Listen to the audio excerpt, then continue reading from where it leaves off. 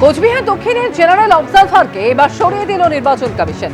নির্বাচন কমিশনের বৈঠক এবং সেই বৈঠক চলাকালীনই এই বেনজির পদক্ষেপ করা হলো। সরিয়ে দেওয়া হলো কোচবিহার দক্ষিণের সাধারণ পর্যবেক্ষককে। বৈঠক চলাকালীনই তাকে সরিয়ে দিল নির্বাচন কমিশন। অনুরাগ যাদব তাকে সরিয়ে দেওয়ার সিদ্ধান্ত নিয়েছে নির্বাচন কমিশন এবং অবিলম্বে সাধারণ পর্যবেক্ষককে দায়িত্ব থেকে সরিয়ে দিতে হবে বলে নির্দেশ দেওয়া হয়েছে। বিধানসভা কেন্দ্রের মোট ভোট গ্রহণ কেন্দ্রের সংখ্যাই জানতেন না পর্যবেক্ষক।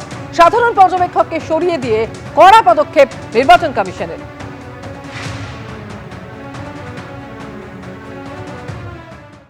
ভোটের মুখে হলদিয়ায় বিজেপি কর্মী রহস্য মৃত্যু। হলদি নদীর ধার থেকে তার দেহ উদ্ধার হয়েছে বলে জানা যাচ্ছে।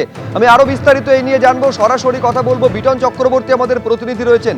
বিটন, কি জানতে পারছো, এই বিজেপি কর্মীর মৃত্যু হলো কিভাবে? দেখো, পরিবারের থেকে যেটা অভিযোগ করে বলা হয়েছে যে গতকাল বিকেল থেকে কিন্তু তিনি নিখোঁজ ছিলেন, মহাদেব বিশ্বাস যার নাম।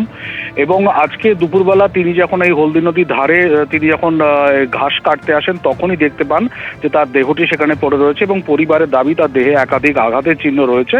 এবং স্থানীয় বিজেপি নেতৃত্ব তারা দাবি করছেন যে এই তাকে খুন করা হয়েছে এবং এই খুনের পেছনে তৃণমূল কংগ্রেসের আশ্রিত দুষ্কৃতীরা রয়েছে। যদিও তৃণমূল কংগ্রেসের তরফ থেকে কিন্তু সেই অভিযোগ অস্বীকার করা হয়েছে এবং তাদের বক্তব্য যে কি কারণে মৃত্যু হয়েছে সেটা ময়নাতদন্ত রিপোর্ট হাতে এলেই বোঝা যাবে। পুলিশ কিন্তু ইতিমধ্যেই দেহ উদ্ধার করে নিয়ে গেছে এবং ময়নাতদন্তের জন্য পাঠিয়েছে। স্বাভাবিকভাবে এই দেহ উদ্ধারকে ঘিরেই কিন্তু শুরু হয়েছে চাঞ্চল্য। শুভ্রজিৎ, ধন্যবাদ বিটন।